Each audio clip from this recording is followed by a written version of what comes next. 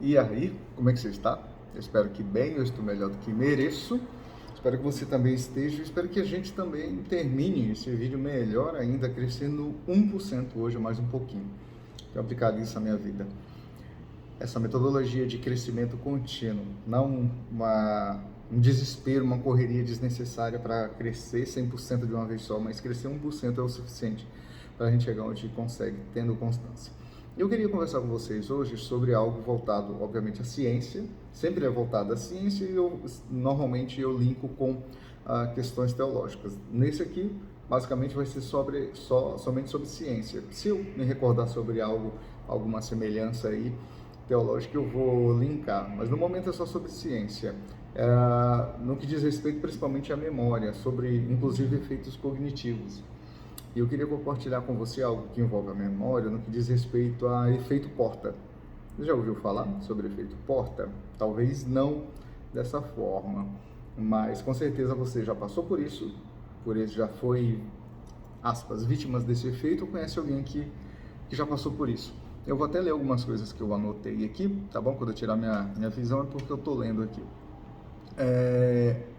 Esse termo é um termo que um cientista cognitivo, o senhor Tom Stafford, ele estuda os lapsos de memória. E esse lapso de memória, que ele deu o nome de efeito Porta, ele acontece quando a pessoa esquece o que ia fazer quando entra em outro ambiente. Se assemelhou aí com isso? Já aconteceu isso com você? Com certeza já. Comigo já aconteceu. Acho que com quase todo mundo já aconteceu isso, né? Essa memória, há uma falha, literalmente, ao cruzar a porta. Esse é o X da questão. Os estudos que foram feitos vão apontar para que esse efeito, por isso ter esse nome efeito porta, se dá quando você passa por uma porta. Por quê?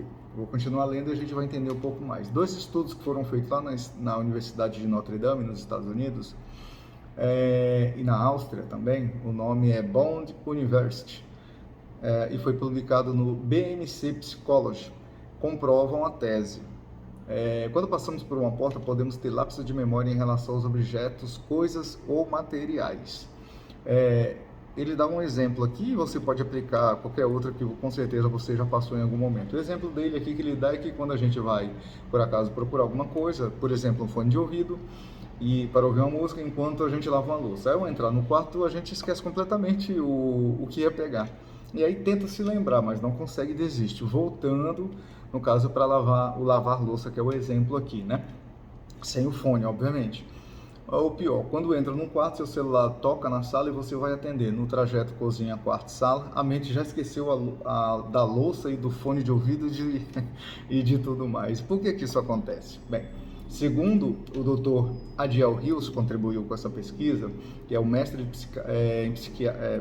em psiquiatria pela Unifesp, e é pesquisador do Instituto de Psiquiatria da Faculdade de Medicina da USP, também é membro da Associação Brasileira de Psiquiatria, a ABP. O que desencadeia o esquecimento é a transição de um ambiente para outro. Quando você sai de um ambiente para outro, você passa por essa porta, teoricamente, não teoricamente, né, cientificamente, porque foi feito os testes, por isso que acontece esse lapso. O simples ato de entrar ou sair por uma porta representa uma espécie de limite de evento na mente. Quando você muda de ambiente, muda também o foco de atenção. Compartimenta a memória e a lembrança se torna mais difícil, explica o Dr. Adiel Rios. Entretanto, segundo a doutora Daniele Admonio, que é uma psiquiatra da Escola Paulista de Medicina, da Unifesp, e também ela é especialista do ABP, que é a Associação Brasileira de Psiquiatria, o efeito porta só ocorre com um desencadeador. Tá travando aqui a fala, desculpe. E qual é esse desencadeador? Se estivermos num estado cognitivo vulnerável, com a mente muito sobrecarregada. E diariamente a gente fica assim, né? Hoje muitas coisas são propícias para que isso aconteça, infelizmente. Bem, diariamente ficamos expostos a uma quantidade enorme de estímulos, nos motivando a fazer várias tarefas simultaneamente. O problema é que o cérebro não está acostumado a receber tantos estímulos e a processar inúmeras informações de uma vez, diz a doutora. O resultado que acontece, obviamente, é um esgotamento mental. Isso também a gente se assemelha, com certeza, não é verdade? Podendo, então, saturar o nosso córtex cerebral, gerando uma mente hiperpensante, que não é bom. Tudo que é demais, em excesso ou diminuição, é prejudicial. Essa mente, então, hiperpensante, agitada, impaciente, cria bloqueios que são às vezes até criativos, baixo nível de tolerância e, claro, prejuízo na memória.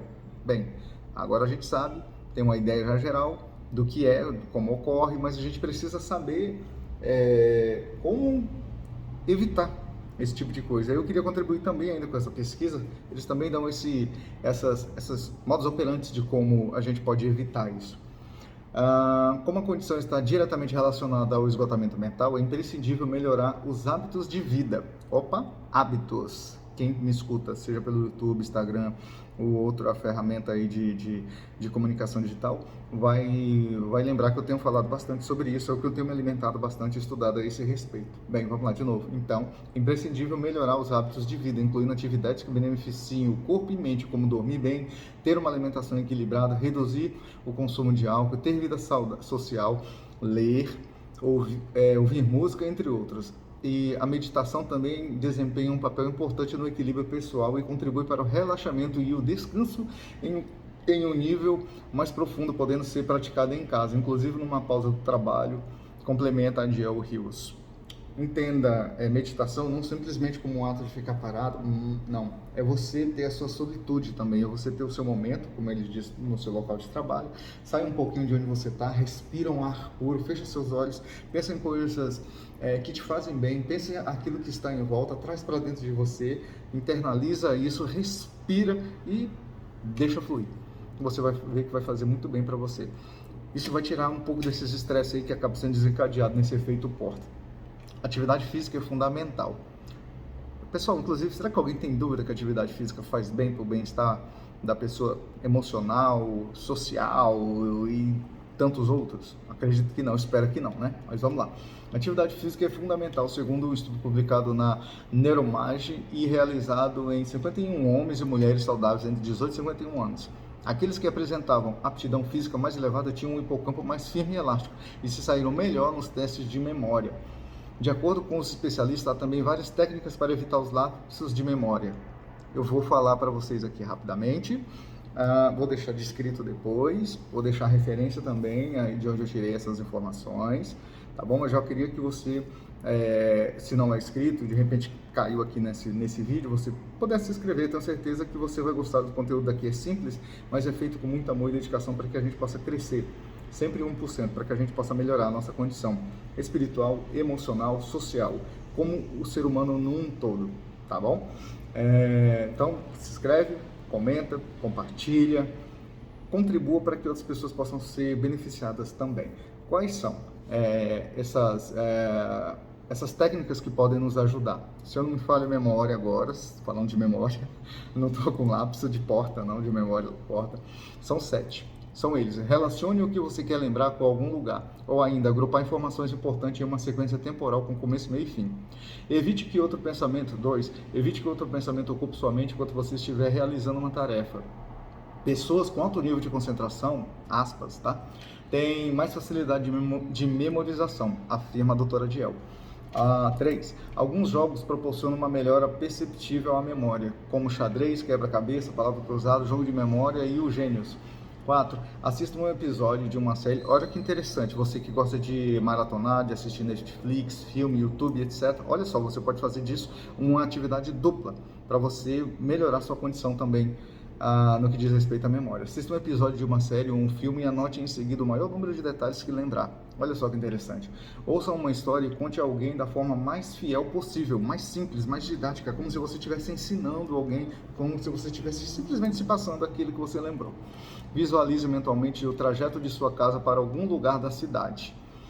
E 7. O estudo é um dos maiores estimulantes mentais. Veja só, a leitura principalmente exercita a imaginação, o raciocínio e a memorização. Uma boa dica é resumir em texto o que foi lido ou estudado. E ela termina com uma frase que outro dia até compartilhei no Instagram. A forma como vemos o mundo e respondemos aos conflitos tem grande influência na saúde mental. Prova disso é que quando pensamos em um determinado problema, nosso corpo responde com sintomas de estresse. Uma maneira de amenizá-los é desenvolver formas saudáveis de lidar com as próprias emoções. E é isso que a gente está fazendo aqui. É isso que eu estou querendo fazer com você, compartilhar com você. Nesse sentido, a psicoterapia surge como uma aliada para o autoconhecimento, o autocontrole e a inteligência emocional. Finaliza o texto a doutora Daniele Admoni, tá bom? Espero que tenha sido contributivo para você, que você possa compartilhar isso com outras pessoas. Beleza? Foi muito bom ter aqui, obrigado pela sua paciência, obrigado por você ter ficado aqui e continue nos acompanhando, tá bom? Um abraço e até mais. E fique bem, cresça todos os dias 1%. Continuidade. Vamos lá, um abraço.